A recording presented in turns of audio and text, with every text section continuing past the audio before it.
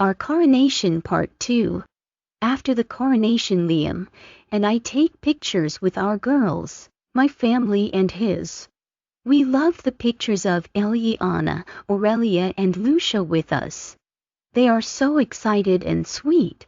They adore the twins, and you can tell Bria and Bella adore them also. After pictures we have a small break before we are to greet and mingle with the citizens of our kingdom. I'm a bit nervous, but the fact that Bria and Bella are nursing means they'll be ready for naps, and Liam insisted the guard be doubled on the twins today, including Noah and Marina, who will stay in the nursery. That makes me feel better. You wanted to see me, Your Majesty? Lucia asks from the doorway of the nursery. Yes, please come in. I'm just about to burp, Bria, I say, and she sits as I lift Bria onto my shoulder. If it's not too personal, may I ask why you've not adopted Eliana and Aurelia? I know you adore them and they you. I ask as it's something I've wondered about. Lucia looks sad for a moment, and I'm afraid I've overstepped until she answers. I've tried, Your Majesty, but was denied. Since I am widowed, my soulmate was killed many years ago fighting off rogues. He was a royal guard. She explains. I'm so sorry for your loss. So they denied your application to adopt based on you being single and a widower? I ask. Yes, Your Majesty, they said it's better to adopt as a couple, which is why I'm fostering. I worry every day when someone shows up to take the girls to their permanent homes. Lucia says and starts crying. She attempts to control herself. I'm sorry, Your Majesty, this is so natural. Nothing to be sorry for. Please let it out, Lucia, it seems you need to. I interrupt her and she gives me a grateful smile. I'm very upset by what she's shared, and first thing tomorrow, I'm going to the adoption office to make changes. This isn't right. Marina comes to take Bria and I talk to Lucia some more. Lucia, how many children are in the system right now, do you think? I ask. Hundreds. She replies. Hundreds who probably have someone who would love to adopt them, but isn't able to because they've lost their mate or haven't found them yet. I say, and Lucia smiles. Yes, Your Majesty, you're probably correct, she says with a knowing look. And I'm guessing the system pays you a certain amount each month per child you foster, is that right? I inquire and she nods. I see, doesn't it all seem wrong to you? Yes, Your Majesty, Lucia replies. Well, I'll have to look into it tomorrow and make some changes, I say as I stand up and we head outside. Yes, Your Majesty, I believe you're correct, Lucia says with a small smile. It's an honor to meet you, Your Majesty. I'm Helena Torres from the Daily News. The bright-eyed Leakin introduces herself as I sit for the last interview of the day, her perfectly styled hair and makeup looking flawless.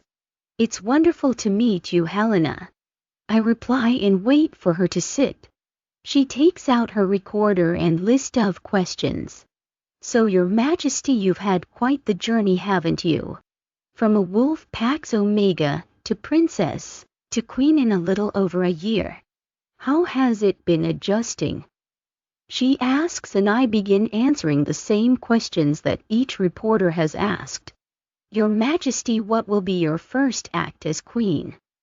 Helena asks, and I smile. Finally, a reporter who isn't completely infatuated with my past. Thank you for asking.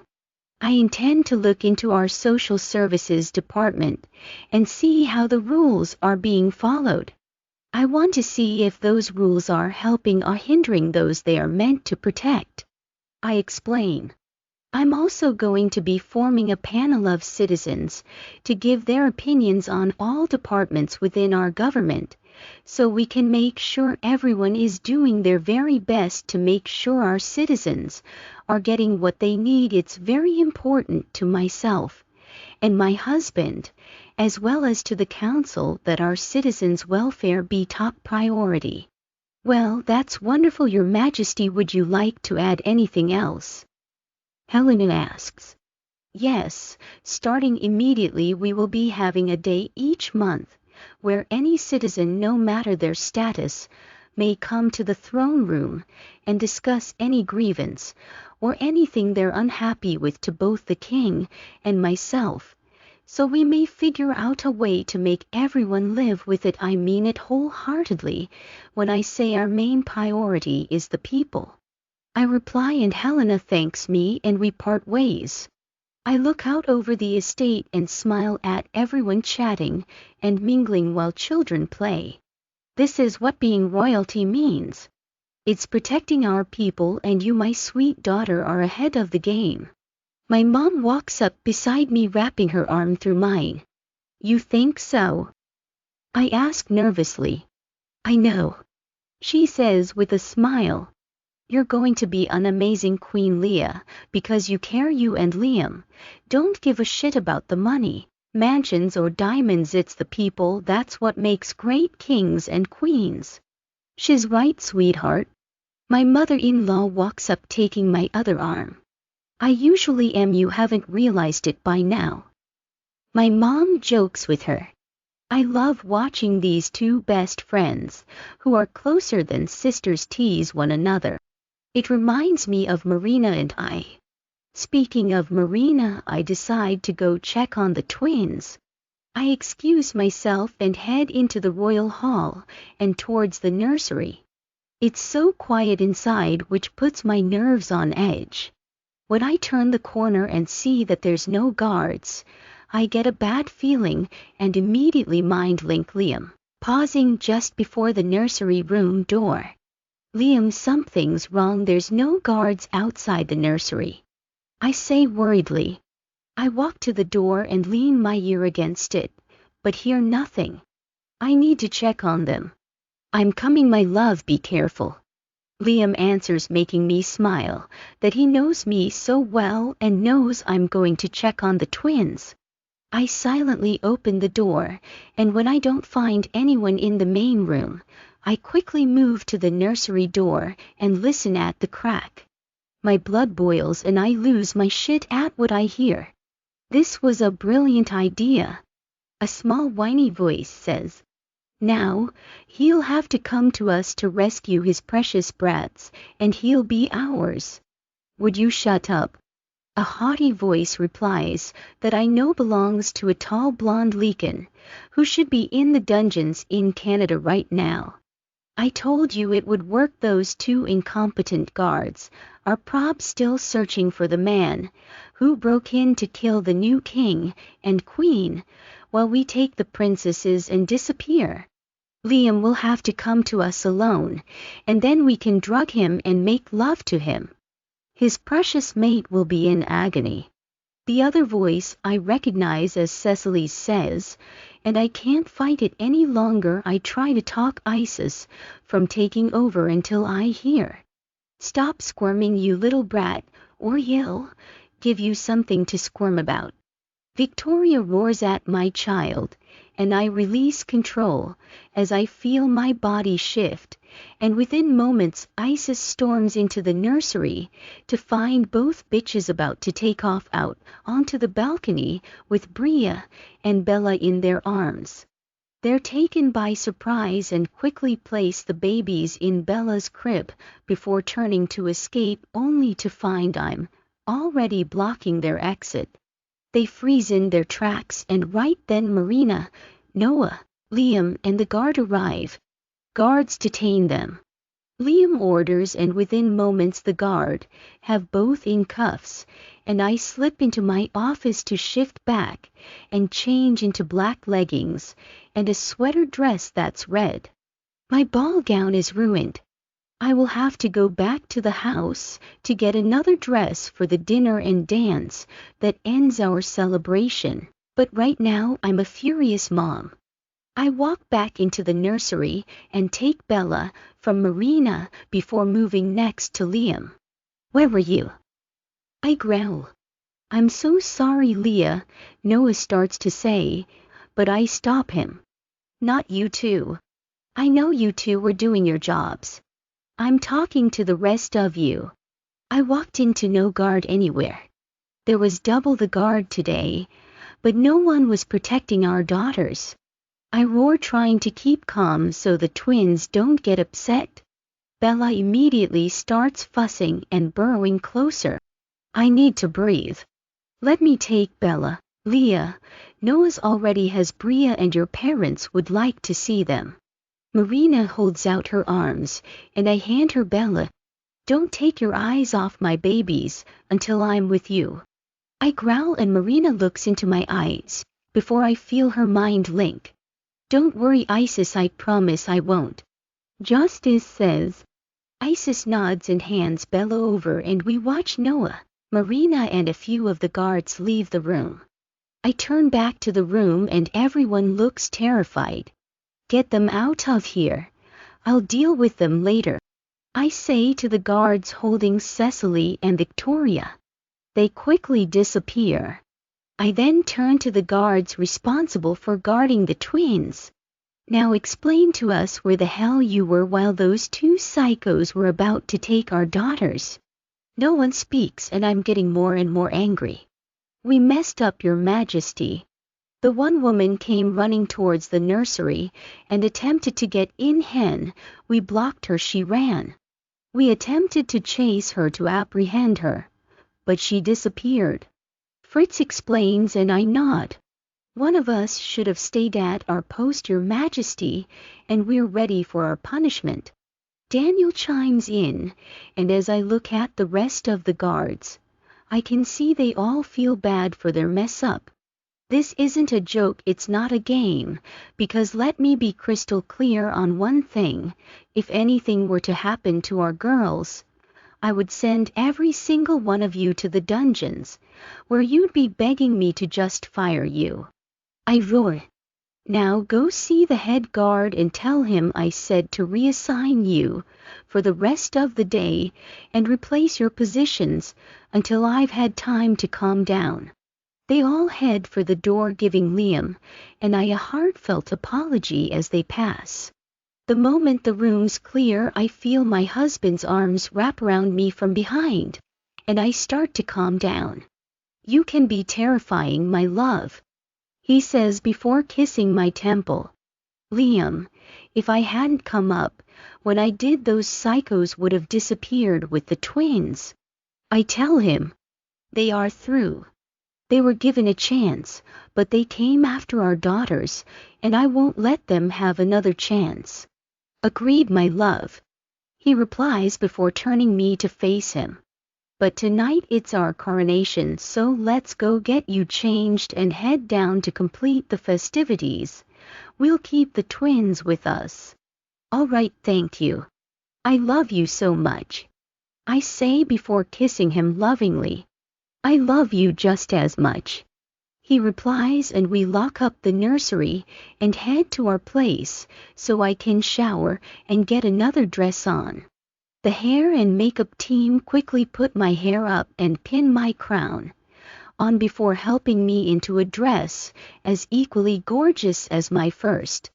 It's purple with sheer sleeves, but it's more a line and not huge like my hall gown. My hair is up and my crown is on my head. My makeup is light, and when Liam and I walk into the garden, it's set up beautifully. Everything looks incredible, and the tables are covered in white tablecloths with purple and red runners. The centerpieces are red roses with purple tiger lilies, and there's lights strung over the garden. Please stand for King Liam and Queen Leah Caputo. The Omega, standing at the entrance, calls out as we enter, and everyone does. There are so many people. We head to the main table, and I quickly take Bria from my mom and sit down with her. She's giggling. The staff brings out our plates full of steak and potatoes. Those who don't want steak are having baked chicken with red potatoes and asparagus. Everyone waits to eat and my mom and dad stand up. Thank you all for coming. We are truly thrilled that our daughter and her husband have been crowned. It wasn't so long ago that we weren't sure we'd ever find out what happened to our daughter. My mom pauses to collect herself. Many of the people listening wipe away tears. Thankfully, she made her way home, and I know she'll be an amazing queen. Cheers to Queen Leah and King Liam. The rest of the evening is filled with food and dancing. When the twins get sleepy, Liam and I take them to our home to feed and get them into their cribs. Everyone is escorted off the estate and Liam and I make love for hours before falling asleep. Unexpected news. It's been 2 weeks since our coronation and I'm currently in my office, working on paperwork when there's a knock. Come in. I call out and the door opens as my guard sticks her head inside. Your Majesty, Lucia is here to see you. Stefania says and I smile. Please show her in. I reply, putting my paperwork away and standing, as the excited Lucia rushes in waving papers. Did you do this? Of course you did. Oh, Your Majesty, I can't believe it's real, she says as tears roll down her cheeks.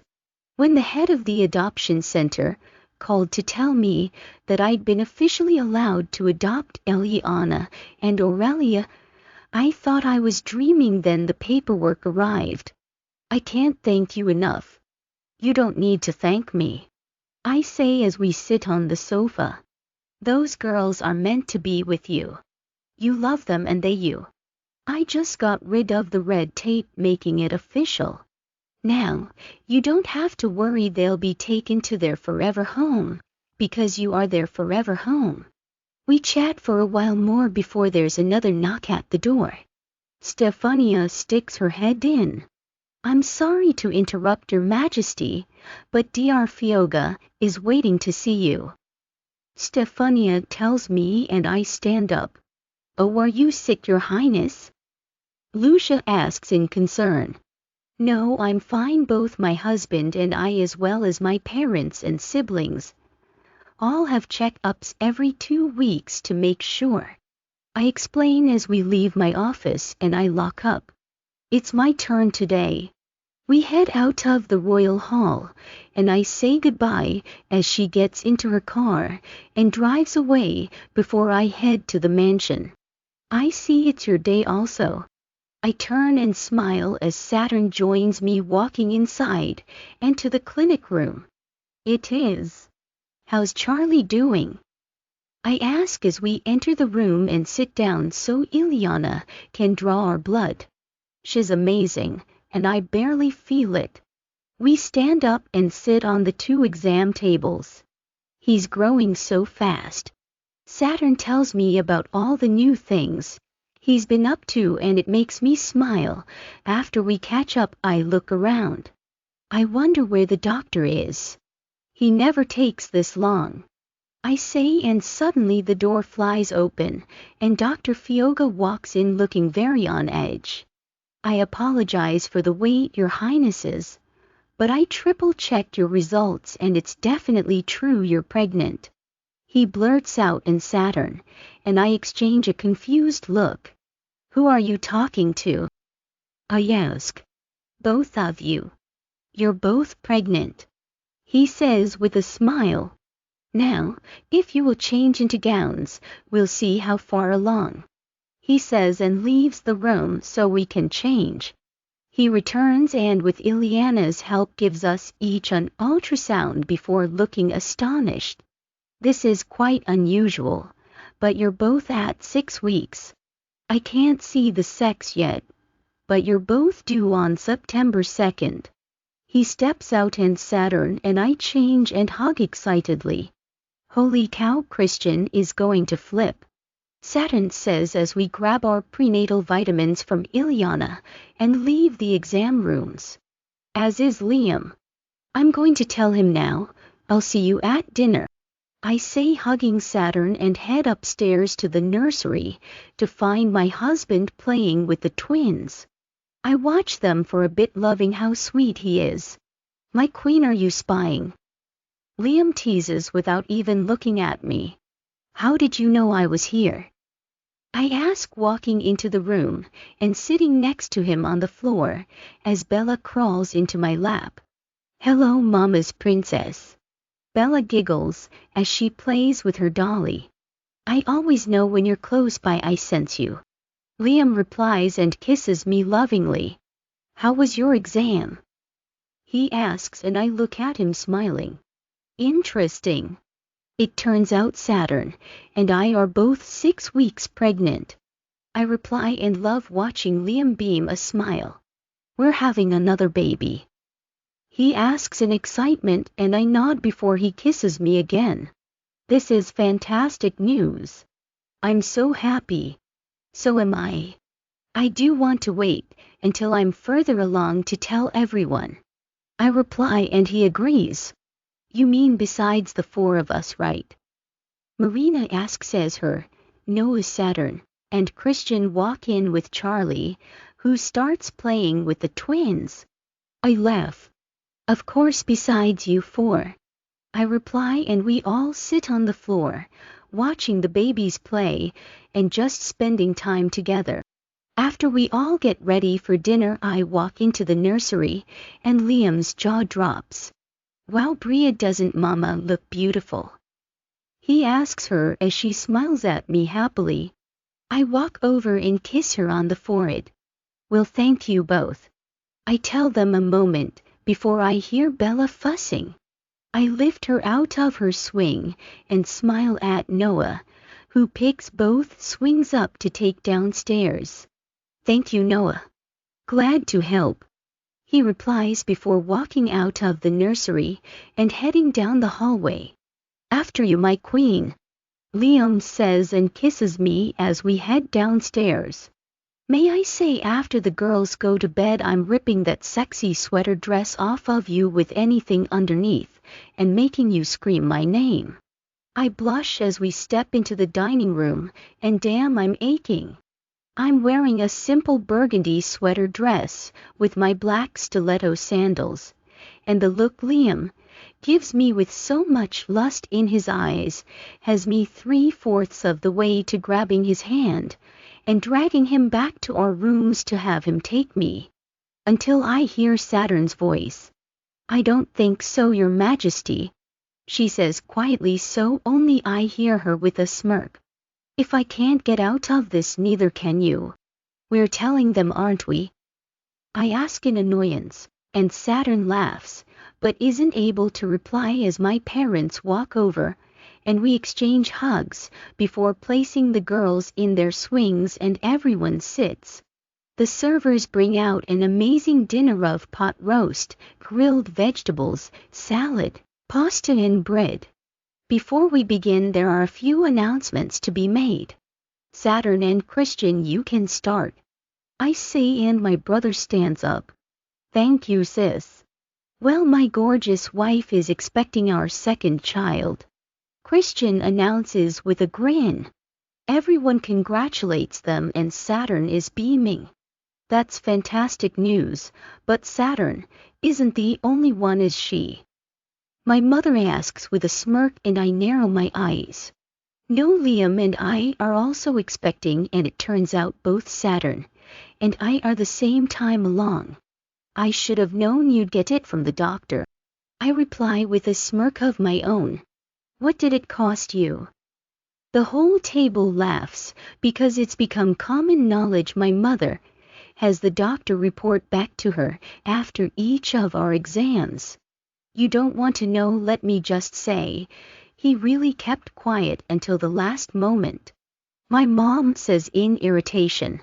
My mom is just as determined as I am to get to what she wants, and now I am concerned for the doctor. Mom, please tell me you didn't cause any lasting damage. He has to return every day. There's so many of us. I exclaim and she rolls her eyes. He's just fine, Leah. I am not a monster. She huffs, and now my curiosity is not going to end until I know what the cost was for her. My mom looks into my eyes and instantly knows I'm not letting it go. She smirks. Just like your mother. Fine, I had to give him the noir.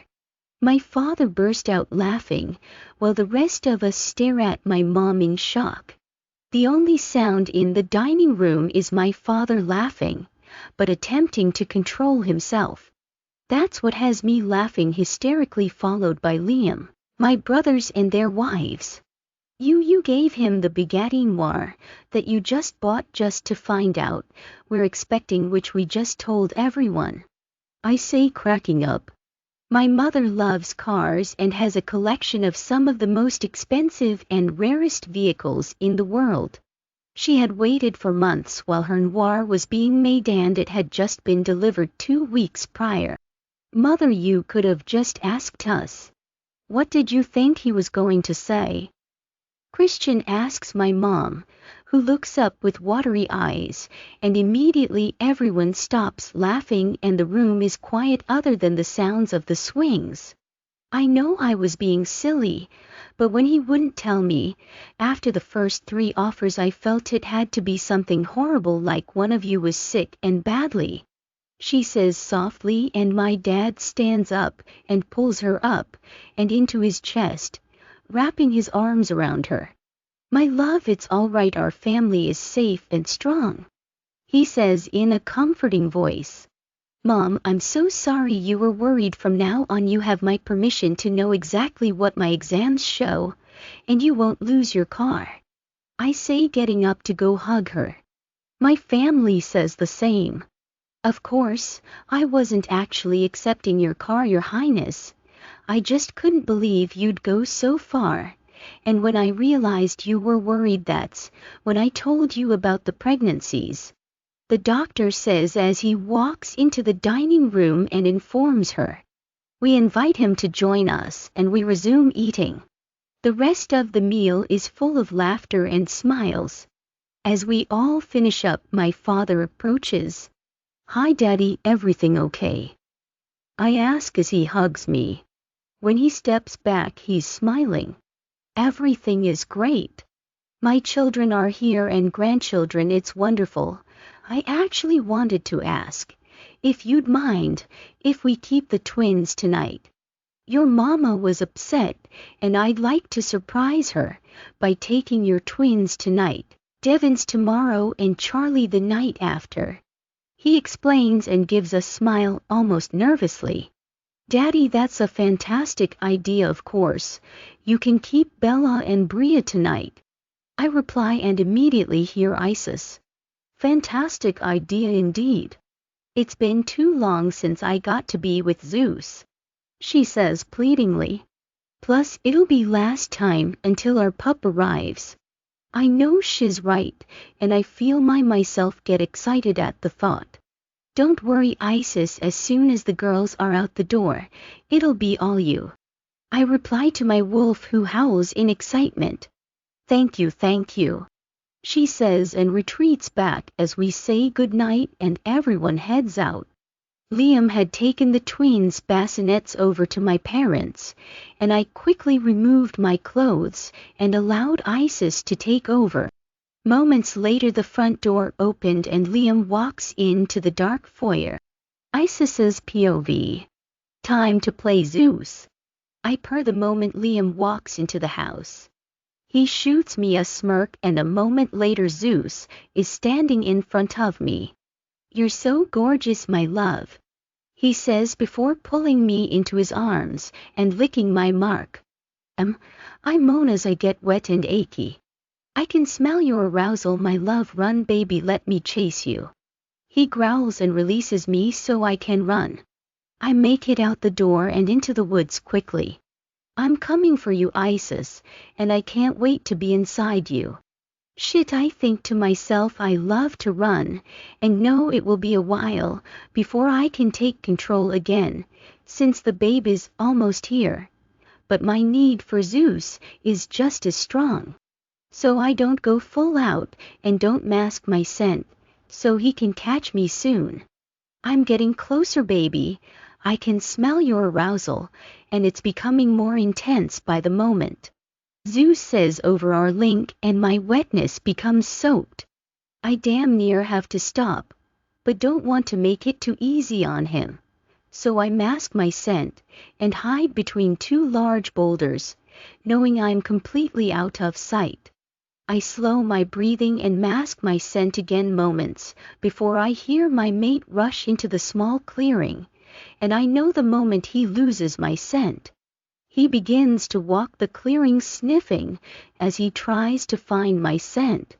"Ah, my little cheater, you're hiding from me," he says over the link, and I roll my eyes, knowing I can't make a sound or move at all, and he's trying to get me to laugh or something. "Nice try. You're getting slow in your old age," I reply over the link. "You should have found me by now. Don't make a sound or move, master scent, baby, we're not alone," Zeus orders over our link, and I mask my scent even more. Then I hear footsteps coming towards the clearing, and it's quite a few people. "Run, baby, run," I yell over our link. But it's clearly too late as 6 or 7 people in cloaks covering their faces step into the clearing surrounding Zeus. Just as Zeus is being surrounded, "We need help," I shout as soon as my link with Justice attaches. "We're coming, Isis," he linked with Nixon. Justice replies, and before I can say another word, I see one of the people step in front of Zeus, and when they toss their cloak back, it's a black-haired, blue-eyed, gorgeous Lycan who's easily 6'2" and has a perfect body. "It's been a while, Zeus, I know you missed me, but why don't you let Liam take control and have me first?" she says in a seductive voice. When she receives no response, she snarls, "We can do this the easy way or the hard way, but either way, I will get what I want. I always do. I haven't seen or heard from you in 25 years, Esmeralda. I'd hoped you'd fallen off the face of the earth. What the hell do you want from me now?" Zeus growls. I notice the circle surrounding him getting smaller and smaller. "Well, being as you're king of the European Pax, that means you're mates to Queen Leah. I want her to suffer the same unimaginable pain and sorrow that I did when she had my mate killed," she roars.